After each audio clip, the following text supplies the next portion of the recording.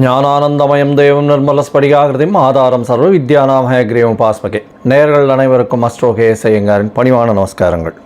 வார பலன் 20/5/2024 26/5/2024 வரை உண்டான வாரத்திற்கு மேஷம் முதல் மீனம் வரை என்னென்ன பலன்கள் அப்படின்றத பார்ப்போம். முதல்ல இந்த வாரத்தினுடைய கோல்சாரம் என்ன, இந்த வாரத்தில் இருக்கக்கூடிய விசேஷ நாட்கள் என்ன, இந்த வாரத்தில் யார் யாருக்கு எந்தெந்த ராசிக்காரர்களுக்கு சந்திராஷ்டமம் அப்படின்ற 3 வரிசையாக பார்ப்போம். இந்த வாரத்தினுடைய கோல்சாரம் அப்படின்னு எடுத்தோமேயானால் மேஷ ராசியில் புத பகவான் இருக்கார். இந்த வாரம் ஆரம்பிக்கும் பொழுது ரிஷப ராசியில் 3 கிரகங்கள், அதாவது சூரியன், குரு மற்றும் சுக்கிரன். கன்னி ராசியில் கேது பகவான், கும்பத்தில் சனி பகவானும், மீனத்தில் செவ்வாயும் ராகுவும் இந்த வாரத்தினுடைய கோள்களாக இருக்குது. இந்த வாரத்தில் தமிழ் 11, ஆங்கிலம் 24/5/2024 அன்றைக்கி பார்த்தோம்னா புத பகவான் மேஷத்திலிருந்து ரிஷபத்துக்கு போயிடுறார். இந்த வாரத்தில் சந்திர பகவான் கன்னியா ராசி சித்ரா நட்சத்திரத்தில் ஆரம்பித்து தனுசு ராசி பூராட நட்சத்திரம் வரலும் மிருகர். இந்த காலகட்டத்தில் 4 ராசிகளை கடந்து போகிறார். இந்த வாரம் முக்கியமான விசேஷ நாட்கள் அப்படின்னு பார்க்கும்பொழுது 22ஆம் தேதி அப்படின்னு சொல்லக்கூடிய 22/5/2024 அன்றைக்கி சுவாதி நட்சத்திரம், நரசிம்மர் ஜெயந்தி, லக்ஷ்மி நரசிம்ம பெருமானை வணங்குறது ரொம்ப விசேஷம். அன்றைக்கி ஒரு பானகம் நரசிம்மருக்கு கொண்டு போய் நைவேத்தியத்துக்கு கொடுத்துட்டு வாங்க, நல்ல ஒரு ஏற்றம் கிடைக்கும். எல்லா விதமான எதிரிகளையும் நீங்கள் வெற்றி கொள்ளக்கூடிய காலகட்டமாக அமையும். அதனால் நரசிம்மருக்கு பானம் கொடுக்கறதன் மூலியமாக உங்களுடைய எதிரிகள் அற்ற நிலை உருவாகக்கூடிய காலமாக இருக்கும். 23ஆம் தேதி அன்னைக்கு வைகாசி விசாகம். விசாக நட்சத்திரம் 6 நட்சத்திர பிரிவாக இருக்கும். அதனால் வைகாசி விசாகம் ஆறுமுக கடவுளை கொடுக்கக்கூடியது. திருமணம் ரொம்ப நாளாக தட்டி போகிறது அப்படின்னாலும், அதை தவிர திருமணமாகி குழந்தை பிராப்தி இல்லை அப்படின்றதுனாலும், அதாவது கடன் நிறைய இருக்குது அப்படின்னு இருக்கிறவாளுக்கும், வியாபாரத்தில் பெரிய தடை இருக்குது அப்படின்றவா எல்லாருமே முருகப்பெருமானுக்கு இந்த நாளில் விரதம் இருந்து சாயந்தரம் பௌர்ணமியை பார்த்துட்டு குளிச்சுட்டு அதுக்கப்புறம் பெருமாளுக்கு அபிஷேகம் பண்ண சாப்பிட்டுட்டு அதுக்கப்புறம் நீங்கள் உங்களுடைய வேலைகளை செய்ய ஆரம்பிச்சிருங்களே. ஆனால் இந்த வைகாசி விசாகத்திலிருந்து அடுத்த வைகாசி விசாகத்திற்குள்ளே உங்களுக்கு உண்டான எல்லா விதமான பிரச்சனைகளும் மறைந்து நல்ல ஒரு வாழ்க்கையை, பெரிய வெற்றியை தேடி கொடுக்கும்.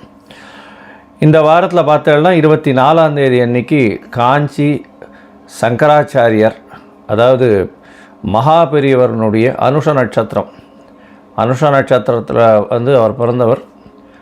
சனி பகவானின் நட்சத்திரம், அதனால் அனுஷ நட்சத்திரம் ரொம்பவும் வசதி.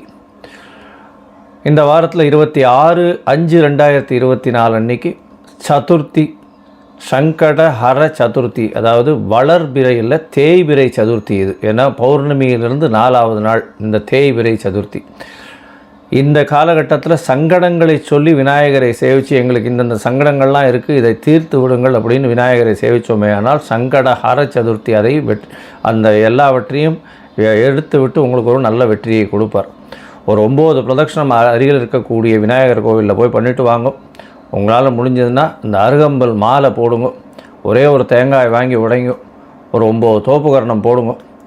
எல்லா விதமான பிரச்சனைகளுக்கும் பெரிய தீர்வு ஏற்படக்கூடிய வாய்ப்புகள் மிகவும் அதிகம்.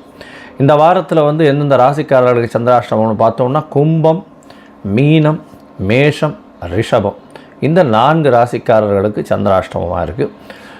சந்திராஷ்டமம்னா உங்களுடைய பிறந்த ராசியிலிருந்து 8ஆம் இடத்தில் சந்திர பகவான் வரும்போது மதிகாரகன்னு சொல்லக்கூடிய சந்திர பகவான் மறையும் பொழுது கண்டிப்பாக புத்தி வேதரிக்கக்கூடும், தவறான முடிவுகள் எடுக்கக்கூடும். அதனால் சந்திராஷ்டமத்தின் தாக்கம்னு சொல்லக்கூடியது தவறான முடிவை எடுக்கக்கூடிய பாசிபிலிட்டி அதிகமாக இருக்கும். அதனால் இந்த காலகட்டத்தில், அந்த சந்திராஷ்டம காலகட்டத்தில் புதிய முயற்சி வேண்டாம், வெளியூர் வெளிமாநில பிரயாணம் வேண்டாம். ஒருவேளை நீங்கள் பண்ண வேண்டிய கட்டாயத்தில் இருந்தேலையானால் சந்திர பகவானுக்கு உண்டான எளிய பரிகாரம் அப்படின்னு சொல்லக்கூடியது பானகம் கொண்டு போய் அருகில் இருக்கக்கூடிய நரசிம்மர் கோவிலில் கொடுத்துட்டு போங்க, விநியோகம் பண்ணுறதுக்கு பண்ணுங்க, அதையும் விநியோகம் பண்ணுங்க எல்லாருக்கும் பிரசாதமாக. அது சந்திராஷ்டமத்தின் தாக்கத்தை நிச்சயமாக குறைக்கும். இந்த வாரம் எப்படி இருக்குதுன்னு பார்க்கலாம். மேஷம் முதல் மீனம் வரை. அதற்கு முன்னாடி என்னுடைய மொபைல் நம்பர் கீழே ஸ்க்ராலிங்கில் போயின்னு இருக்கோம். உங்களுக்கு அஸ்ட்ராலஜிக்கல் கன்சல்ட் தேவைப்பட்டதுன்னா எனக்கு ஃபோன் பண்ணுங்க. உங்களுடைய name, date of birth, time of birth, place of birth, உங்களுடைய பேரண்ட்ஸ் நேம் இதெல்லாம் அனுப்பிச்சுனா உங்களுடைய PDF போட்டுட்டு சந்தி இருக்கான்னு முதல்ல பார்க்கணும். அதாவது உங்களுடைய ராசியில் வந்து பாத சந்தி இருக்கா, நட்சத்திர சந்தி இருக்கா, இல்லைன்னா லக்ன சந்தி இருக்கா அப்படின்றத பார்த்துட்டு உங்களுடைய ராசிக்கு என்ன நட்சத்திரம், என்ன நட்சத்திரத்துக்கு உண்டான தசா நடக்கிறது, தசா புக்தி அந்தரம் சூக்ஷ்மம் இதெல்லாம் வந்து எப்படி இருக்குன்றதை பார்த்துட்டு இன்றைய கோல்சாரத்தின் பிரகாரம் உங்களுக்கு உண்டான எளிய பரிகாரம் என்ன, பிரச்சனைகள் என்ன அப்படின்றத அசஸ் பண்ணி சொல்கிறேன். இப்போ மேஷம் முதல் மீனம் வரை 20/5/2024 26/5/2024 வரை உண்டான வாரத்திற்கு உண்டான பலன்களை ஒன்றா பார்க்கலாம். தனுசு, மூலம், பூராடம், உத்திராடம் இந்த 3 நட்சத்திரம் 9 பாதங்களை கொண்ட ராசி. ராசியின் அதிபதினு சொல்லக்கூடிய ஒரு குரு பகவான் ராசிக்கு 6ஆம் இடத்துல இருக்கார்.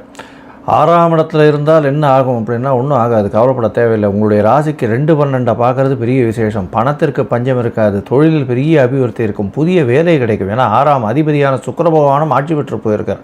சூரியனோடு சேர்ந்து இருக்கிறதுனால புதுசாக கவர்மெண்ட் ஜாபுக்கு அப்ளை பண்ணுறவா, காம்படிட்டிவ் எக்ஸாம், கவர்மெண்ட் வேலைக்கு, இந்த என்ன சொல்கிறது யூபிஎஸ்சி இந்த மாதிரியான வேலைக்கு அப்ளை பண்ணுறவாளுக்கெல்லாம் பெரிய ஏற்றம் கிடைக்கக்கூடிய வாரமாக இந்த வாரம் அமைய போகிறது. ஏன்னா உங்களுடைய ராசிக்கு 9ஆம் அதிபதி 6ஆம் இடத்துல இருக்கிறது பெரிய ஏற்றம்.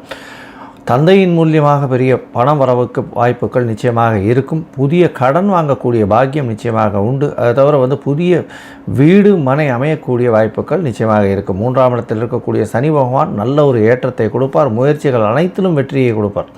உங்களுடைய உடல்நிலையும் நல்ல ஒரு ஏற்றம் மாற்றம் இருக்கக்கூடிய காலகட்டமாக இருக்கும். 10ஆம் இடத்தில் இருக்கக்கூடிய கேது பகவான் தொழிலில் பெரிய அபிவிருத்தியை கொடுக்கக்கூடிய காலகட்டமாக அமைய போகிறது.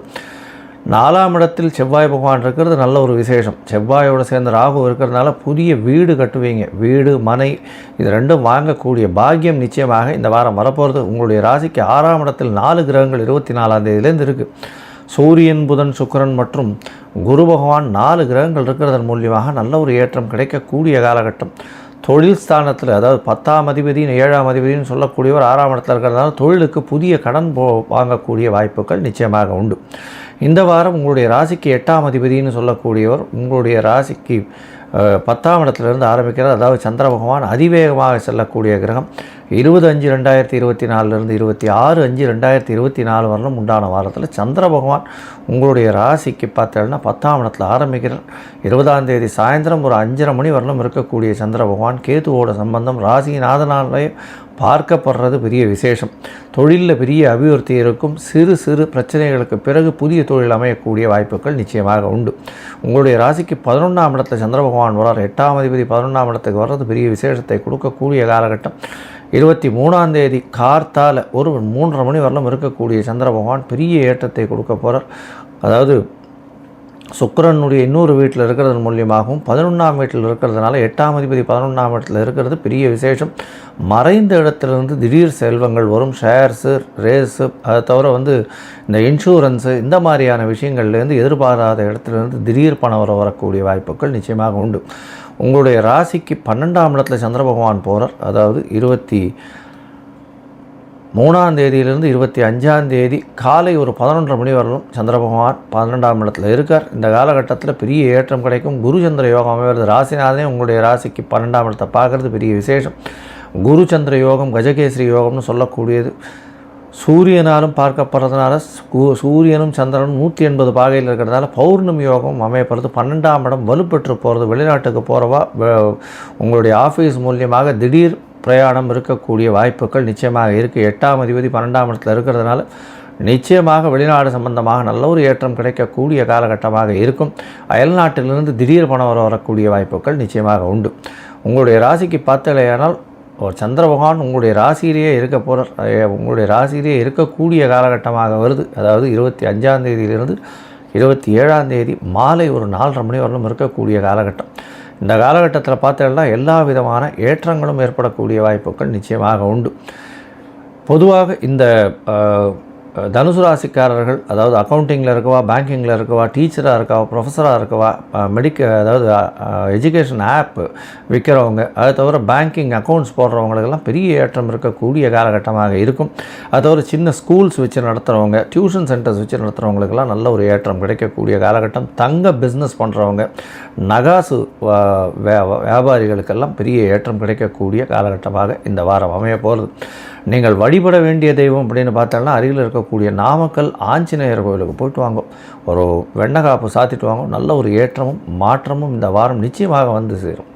லோகா சமஸ்தா சுகினோ பவந்து. நன்றி, நமஸ்காரம்.